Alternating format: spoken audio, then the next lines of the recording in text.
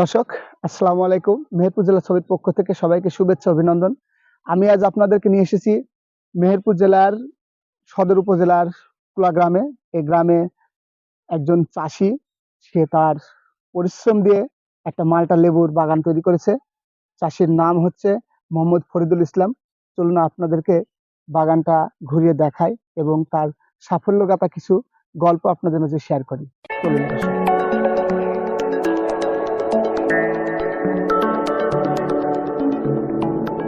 দর্শক, আমরা শুরুতেই সেই মাল্টা লেবুর বাগানের ভিতরে প্রবেশ করেছি এবং আমরা আপনাদেরকে দেখানোর চেষ্টা করছি যে এই সেই মাল্টা লেবু। আসলে এরকম গাছ প্রচুর আছে ভিতরে, আপনাদেরকে দেখাবো এবং বাগানটা পুরোটাই ঘুরিয়ে দেখাবো। দর্শক, আপনারা আমাদের সঙ্গে থাকুন।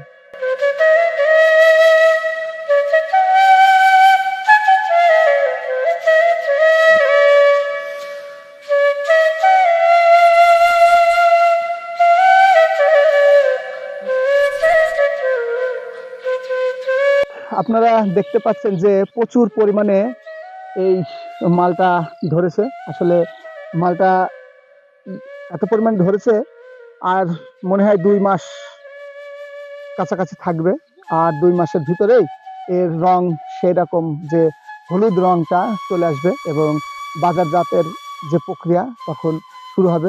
দর্শক, আসলে এই বাগান করতে যে তার কষ্ট সাধন, আমরা তার ভাইয়ের ছেলে আছে, তার সঙ্গে কথা বলবো। আসলে মূলত সে যে কিভাবে পরিশ্রম করেছে, কি কষ্টে, সেগুলো আপনাদের মাঝে শেয়ার করব। দর্শক, আমাদের সঙ্গে থাকুন আপনারা।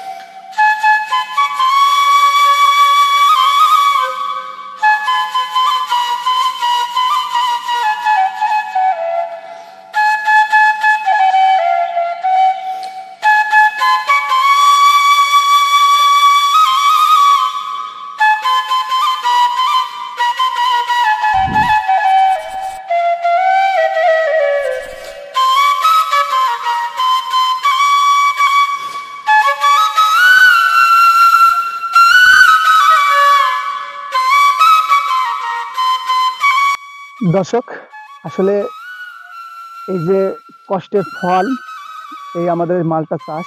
আর এই চাষি যে কিভাবে তার কষ্টের চেষ্টার ফল তৈরি করেছে এই মালটা, আসলে আমরা এখন বর্তমানে সেই বাগানে চাষির মূল যে মালিক, তার নাম হচ্ছে মোহাম্মদ ফরিদুল ইসলাম।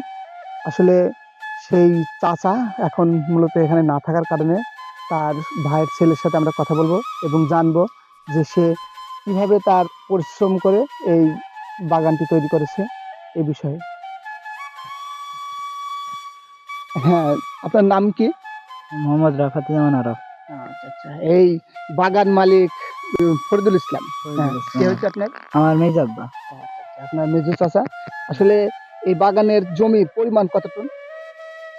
প্রায় 20 কাঠা হবে। মানে 1 বিঘা। 1 বিঘা। এই বাগানটা কতদিন আগে সে শুরু করেছে? প্রায় 1 বছর আগে। দর্শক, আমরা যেমনটা দেখতে পাচ্ছি যে বাগানটা প্রায় 1 বছর আগে মোহাম্মদ ফরিদুল ইসলাম তার এই কার্যক্রম শুরু করেছিলেন এবং একটা আশা ছিল তার, যে আশাটা স্বপ্ন বাস্তবায়নের পথে প্রায় আমরা দেখতে পাচ্ছি। এই বাগানে আনুমানিক কত টাকার মাল বিক্রি করার ইচ্ছা বা স্বপ্ন আছে কাছে? আসলে এই বাগানে থেকে প্রতি বছরে ফরিদুল ইসলাম মানে আপনার চাচার বেচা কিনা কত একটা টার্গেট? 1-1.5 লাখ। দর্শক, আসলে এই বাগান থেকে ফরিদুল ইসলামের ইচ্ছা বা স্বপ্ন দাঁড়িয়ে আছে যে প্রতি বছরে যেন 1 থেকে 1.5 লাখ টাকা বেচা কেনা করতে পারে এবং যে পরিমাণে ফল ধরেছে এতে কি 1-1.5 লাখ টাকা হবে মনে হয়? জি অবশ্যই হবে। আহ, হবে না কোথায় হবে? বাজার কি মেহেরপুরে এগুলা বাজারজাত করা হবে না বাইরে থেকে এগুলো পাঠিয়ে আসবে? বাইরে থেকে পাঠিয়ে আসবে।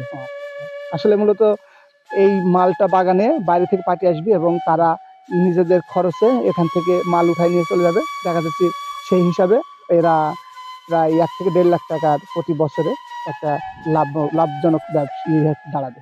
আসলে এই বাগানে কয় রকমের আছে লেবু আছে, এটা তো মালটা, আর একটা ছোট ছোট কিছু লেবু দেখলাম, আর আছে চাইনা। চায়না লেবু হ্যাঁ। আর কাগজি লেবু আছে। হ্যাঁ, হ্যাঁ, হ্যাঁ। 3 ধরনের লেবু চাষ করা আছে।